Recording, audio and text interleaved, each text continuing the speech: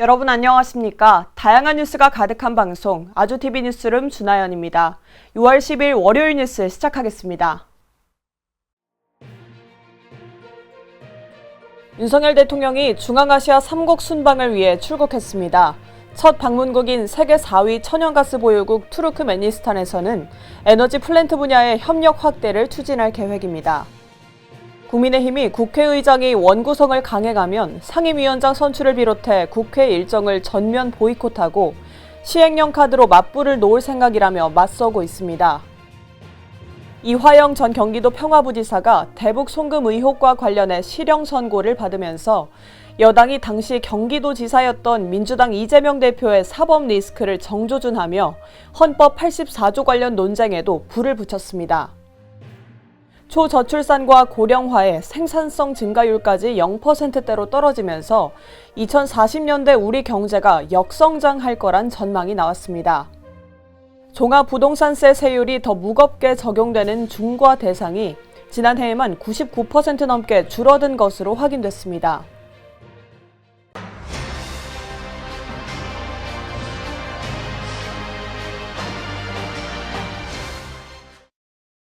윤석열 대통령이 중앙아시아 3국 순방을 위해 출국했습니다. 첫 방문국인 투르크메니스탄은 세계 4위 천연가스 보유국으로 에너지 플랜트 분야에서 협력 확대를 추진할 계획입니다. 윤석열 대통령과 부인 김건희 여사는 중앙아시아 3개국 국빈 방문을 위해 투르크메니스탄으로 출국했습니다.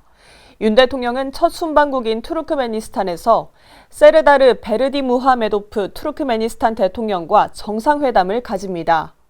투르크메니스탄은 세계 4위 천연가스 보유국으로 자원이 풍부한 나라입니다. 이에 윤 대통령은 에너지 플랜트 분야에서 협력을 강화할 수 있도록 투르크메니스탄과 양해각서를 체결할 예정입니다.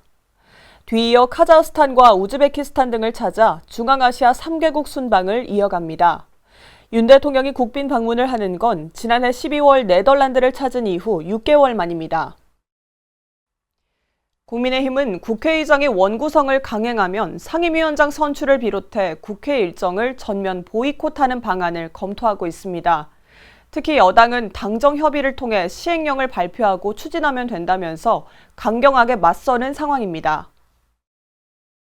국민의힘 원내 지도부는 우원식 국회의장이 민주당의 요구대로 여야 합의 없이 상임위원장 선출을 강행한다면 원구성 협상을 멈추겠다고 발표했습니다. 여당은 이와 함께 국회 일정을 보이콧, 즉 전면 거부하는 방안도 논의하고 있습니다. 구체적인 대응 방식과 수위는 상임위원장 선출을 위한 본회의 직전에 의원총회를 열어 결정할 계획입니다. 당내에선 운영위원장과 법사위원장 중 하나를 민주당에 내주고 협상을 재개해야 한다는 주장도 나오지만 지도부의 입장은 강경한 모양새입니다. 실제로 세제 개편 등은 당정 협의를 통해 시행령을 발표한 뒤 정부가 추진하면 돼서 무리가 없을 거라고 여당은 보고 있습니다. 여당이 이처럼 벼랑 끝 전술로 맞서는 것은 민주당을 겨냥해 입법 독주와 이재명 방탄 프레임을 부각하려는 의도로도 풀이됩니다. 이화영 전 경기도 평화부지사가 대북 송금 의혹과 관련해 실형 선고를 받았죠. 이에 여당이 당시 경기도지사였던 민주당 이재명 대표의 사법 리스크를 정조준하고 헌법 84조 관련 논쟁에도 불을 붙였습니다. 국민의힘은 이화영 전 경기도 평화부지사가 대북 송금 의혹과 관련해 실형을 받자 당시 경기도지사였던 더불어민주당 이재명 대표의 사법 리스크 부각에 나섰습니다. 특히 이 대표가 같은 의혹으로 기소되면 재판 4개가 동시에 진행된다며 이 대표가 차기 대선에서 당선되면 헌법 84조에 따라 현직 대통령의 사법 리스크로 이어질 수 있다고 꼬집었습니다. 장동혁 원내수석 대변인은 재판 중인 피고인이 대통령이 되더라도 재판에서 집행유예 이상이 선고되면 자리에서 내려와야 한다고 지적했습니다. 현행 헌법 84조는 대통령은 내란 또는 외환의 죄를 범한 경우를 제외하고는 재직 중 형사상의 소출을 받지 않는다고 규정합니다. 다만 이는 임기 중에 제기된 새 혐의로 소출을 받지 않는 것이라서 진행 중이던 재판 결과에는 적용되지 않는다고 여당은 주장하고 있습니다. 검찰이 조만간 이 대표를 추가 기소할 것으로 알려지면서 정치권에선 이 대표가 차기 대통령이 될 시 재판이 중단될지에 관심이 쏠리고 있습니다. 초저출산과 고령화 현상에 더해 생산성 증가율도 0%대로 내려앉았다고 하는데요. 이대로 가다가는 2040년대 우리 경제가 역성장할 거란 우울한 전망이 나왔습니다. 한국은행은 보고서를 내고 우리 경제가 지금과 같은 흐름으로 이어진다면 2040년대에 마이너스 성장 국면을 맞게 될 것이라고 경고했습니다. 출산율이 극적으로 반등하지 않거나 생산성이 큰 폭으로 느는 등 획기적인 변화가 없다면 성장세를 기대하긴 힘들다는 겁니다. 세계에서 유례를 찾기 힘든 초저출산과 고령화 현상이 계속되고 생산성 증가율까지 0%대로 추락한 상황을 지적한 것으로 풀이됩니다. 한국은행은 가라앉는 경제를 구하려면 기업의 기초연구 지출을 늘리고 자금 조달 방식 등도 대거 고쳐야 한다고 밝혔습니다. 우리 기업의 연구개발 분야 지출 규모는 현재 세계 2위 수준이지만 기업의 생산성 증가율은 0.5%까지 급감한 상황입니다. 이에 한은 관계자는 기초연구를 강화하면 0.18%포인트, 자금 공급 여건 등을 개선하면 0.07%포인트까지 성장률이 오를 거라고 설명했습니다. 종합부동산세 세율이 더 무겁게 적용되는 대상자를 중과 대상이라고 하는데요.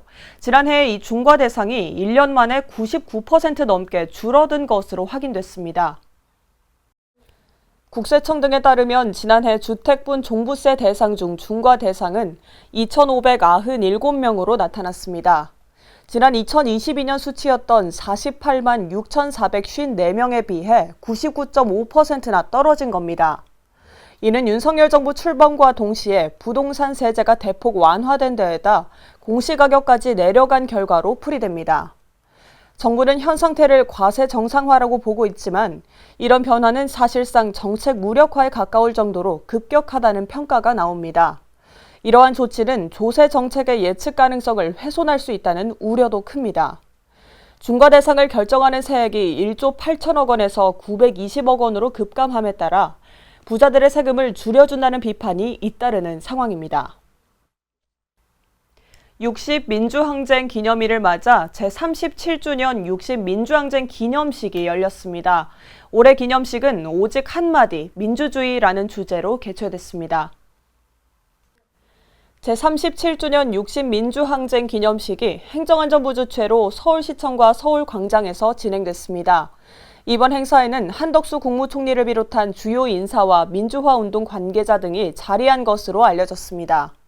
올해 기념식은 오직 한마디 민주주의라는 주제로 열렸으며 화합과 상생의 메시지가 담긴 양성우 시인의 한 시구를 인용해 정해졌습니다.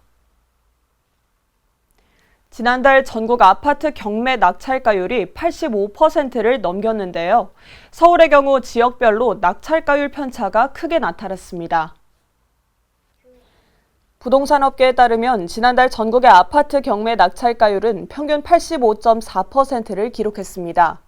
낙찰가율은 경매의 감정가 대비 낙찰가를 뜻하는데 석 달 연속 낙찰가율이 85%를 웃돌아 경매 시장의 회복세가 점쳐집니다. 특히 서울 지역 낙찰가율의 경우 송파구가 100.7%, 강북구가 69.6%를 나타내며 자치구별로 편차가 컸습니다. 김태형 감독의 신작 원더랜드가 개봉 후 첫 주말에 박스오피스 정상에 올랐습니다. 오늘 오전 기준 예매율은 이틀 뒤 개봉하는 인사이드 아웃 2가 1위를 차지했습니다. 영화계에 따르면 지난 주말 동안 원더랜드는 23만 7천여 명이 관람해 박스오피스 1위에 올랐습니다. 하지만 오는 12일 디즈니 픽사의 애니메이션 인사이드 아웃 2가 개봉하면서 극장가의 지각 변동이 다시 한번 일 전망입니다. 인사이드 아웃 2는 오늘 오전 기준 예매율이 53.1%로 압도적인 1위를 달리는 것으로 확인됐습니다. 이어서 날씨 전해드리겠습니다. 영남 지역을 중심으로 올여름 첫 폭염특보가 내려졌죠. 당분간 기온이 점차 올라서 무더운 날씨를 보이겠습니다. 대구와 울산 등 일부 영남 지역에 올여름 첫 폭염주의보가 내려졌습니다. 한낮에는 서울 30도, 경주와 밀양 34도까지 오르는 등 내륙 대부분 지역의 낮 기온이 어제보다 많게는 6도까지 올라 30도를 웃돌았는데요. 오후부터는 대기 불안정으로 곳곳에 소나기가 내리고 있습니다.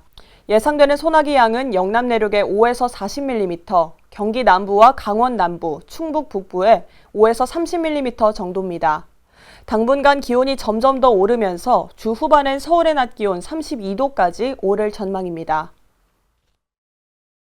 오늘 준비된 뉴스는 여기까지입니다. 월요일 아주TV 뉴스는 마칩니다. 저희는 내일 저녁 6시에 다시 찾아뵙겠습니다. 시청해주신 여러분 고맙습니다.